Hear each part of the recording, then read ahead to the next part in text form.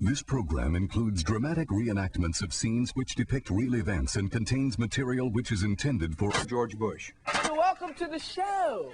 Today, more drugs are coming into America than ever before. We have the best intelligence in the world. We could stop anything we want to stop. You still may know little about the CIA's involvement with drug lords. Happened in Vietnam. Happened in the Iran-Contra affair. This was a multi-billion-dollar business. Even more menacing, the CIA have gone into the drug trade and are trying to take over the government. Hey, it's funny. In the war on drugs, which side is the CIA on? When you think crack, don't think black. When you think crack, think CIA. Crack. The CIA. Crack. The CIA. Crack. The CIA. Crack. The CIA.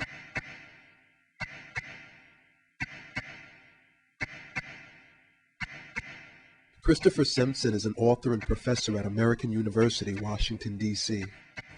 The CIA's operational directorate, in other words, that's their covert operations, paramilitary, dirty tricks, call it whatever you want, has, for at least 40 years that we can document, paid for a significant amount of its work through the sales of heroin and cocaine. Happened in Vietnam. It happened in Afghanistan. It happens in South America. It happened in the Iran-Contra affair.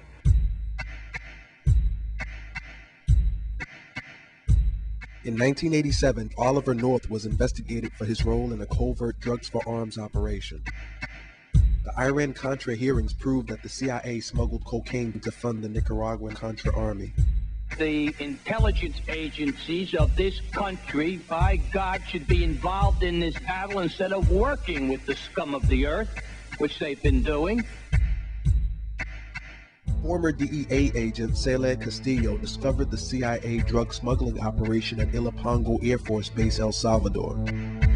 When I started seeing all this, I started documenting and writing reports. And then I was forewarned by my supervisor that if I kept it up, I was going to kick other country and send back because I was making waves. When I approached the ambassador in El Salvador and I told him, look, the Contras here at Ilopango Airport, your airport, they're flying drugs. They sell it, my hands are tied. It's a covert operation being run by the White House. There's nothing I can do about it. And I was devastated because I was, first of all, trying to justify what they were doing.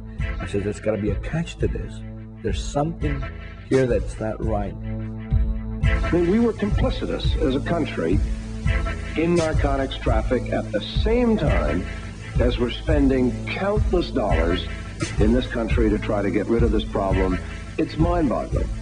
See, we go back, every drug trafficker that was flying for the Contras were all documented in DEA files, and yet they were getting U.S. visas to fly to the U.S.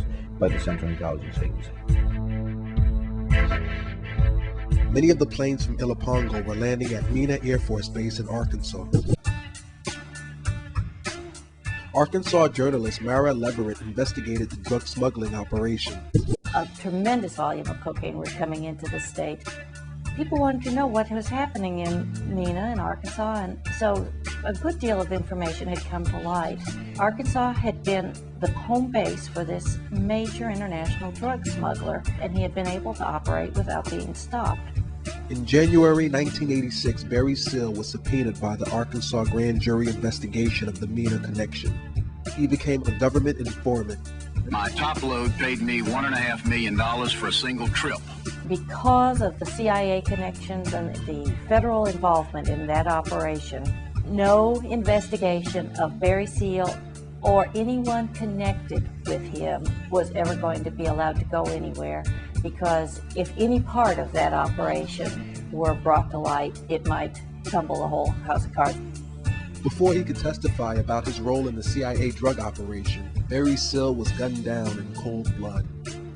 Here's, by any definition, the biggest major drug kingpin we've ever run into, and nobody seems to know a thing about it, and nobody wants to raise it. I don't know if we've got the worst intelligence system in the world. I don't know if we've got the best and they knew it all and just overlooked it. But no matter how you look at it, something's wrong. Something is really wrong out there. Former cop Mike Ruppert was forced out of the LAPD for investigating police ties to CIA drug trafficking. I am a former LAPD narcotics detective. I worked South Central, and I saw the hands-on working relationship, the interface between local police departments and the CIA. What we saw was a deliberate effort by the agency to make sure that large quantities of the cocaine, the high-quality cocaine, got into the inner cities, like Los Angeles. After a report in the San Jose Mercury News, CIA Director John Deutch was forced to confront allegations of drug dealing. I had confronted CIA Director John Deutch at Locke High School. He had come to Los Angeles to talk about allegations of CIA dealing drugs. Deutch knew exactly what was going on. What he didn't realize was the fact that many people were going to show up. Sir, the man in the leather jacket.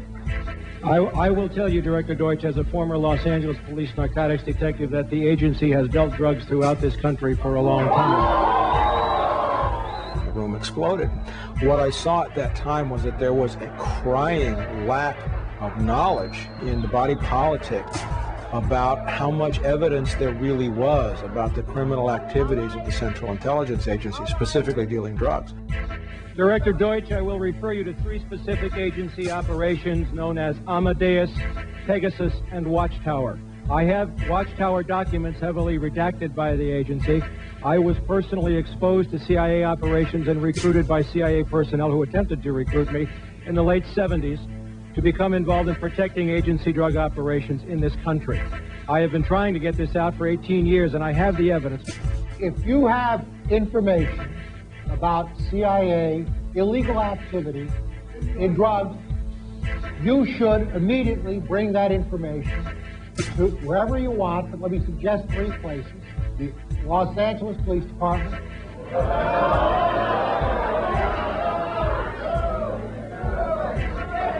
it is your choice, the Los Angeles Police Department, the Inspector General, or office of one of your Congress persons from this. 18 years ago, sir, and I got shot at for it. What was the big deal? He came up here, he sat there, and he lied to the American people. Let me say something else. If this information turns up wrongdoing, we will bring the people to justice and make them accountable. He came, he went, and nothing ever happened.